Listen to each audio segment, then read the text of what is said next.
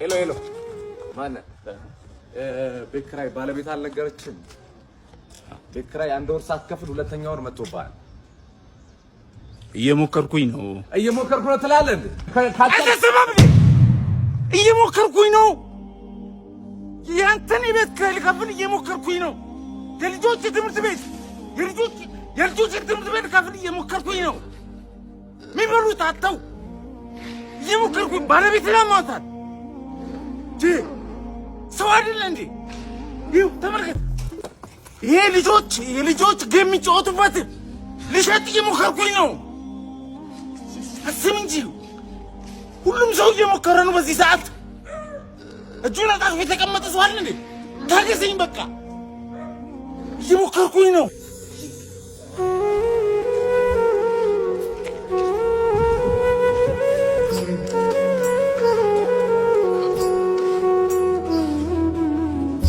ጋይስ አሁን እንግዲህ እየወጣን ነው። መኪናዋን ትነሳለች ማለት ነው።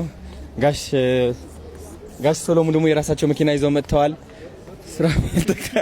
ሱራፌል ተከርቦ ይኸው አሁን ግባይኔ አባት እስኪ ቁልፍ ካንተ ጋር ነች። ይኸው አንሎክ አድርጋትና ማስተር ካርድ አለ። አሜዚንግ ይኸው ግባይኔ አባት ጋሽ ሰሌ ይኸው እንግዲህ መርቁለት እስኪ መኪናዋ እቺ ትመስላለች። ከዚህ በኋላ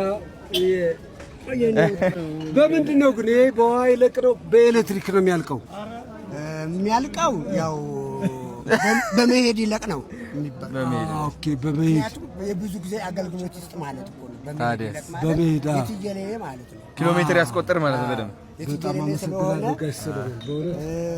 አዲስ ጎማ አስገባበት። ምክንያቱም ብዙ ብር ያስወጣህላ።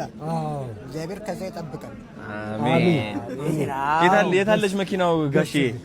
ወደዛ ነው እና እሱ እየሄደ እያለ ብናጅበው ደስ ይላል። ኦኬ የሱ እና ልጅ ማለት እሺ። ስለዚህ ባለቤት ሱራዬ አሪፍ መንዳት ኦኬ ያ ታውቃታለህ? አናደረው እሷ የኤሌክትሪክ መኪና አልያዘችም፣ አውቶማቲክ ነው። አሁን ምናልባት እንትን ሊላት እሷ ብትነዳ ይሻላል። አዎ ኦኬ። ማን ቢነዳ ይሻላል አንተ ወይስ እሷ? አሁን የእቺ መኪና ታርጋ እኮ የለውም ነገር አይ ወጣ ብላ ልትስቹ ጋር ለመቅረጽ ነው። አዎ እቺ ጋር አብረው እንደዚህ እዚህ ጋር ወጣ ለማለት ነው። ታርጋ ስለሌለው ትራፊክ እንትን እንዳይላችሁ ብዬ ነው። ችግር የለውም። እዚቹ አካባቢ ላይ እንትን በሉ። አከ ወጣ እንበላ ወይ ትነዳታለህ? መንዳት እኔ ልንዳት መንዳት ትችያለሽ አንቺ? እኔ ልንዳት በቃ እኔ እላለሁ። ችግር የለውም። ከዛ ስንሄድ እኛም አልሙ ትኩስ ነው ሁሉ ነገሩ እንትን ነው። አስኒ አልሞተም አልኩት እኔ አልሞተም ሐኪም ቤት እንወሰደው ብለን ከእንደገና እዛም ትንፋሽ የሰጡት ነበር ይዘነው ሄድን። ከዛ ሁለት ዶክተሮች መጡና እንዲህ በመስታወት ሳያቸው በቃ ትንብላል ሲሉ ሰማ። ቤት ይዘነው መጣን። እንደገና ጸበል አረግንለት። ጸበል እያረግ ያጠጣ ነው ምን እያል ነው በቃ ምን ያላረግነው ነገር የለም። እኔና ማሚ የሚስቱ እናት እግዚአብሔር ይስጣት ጥሩ ሰው ናት። በቃ በጣም ተንቀጠቀጠን። በቃ አልሆነም አልሞተም። የሆነ መርፌ ይወጋ ሲባል አይወጋም ይነቃል አልመታይ።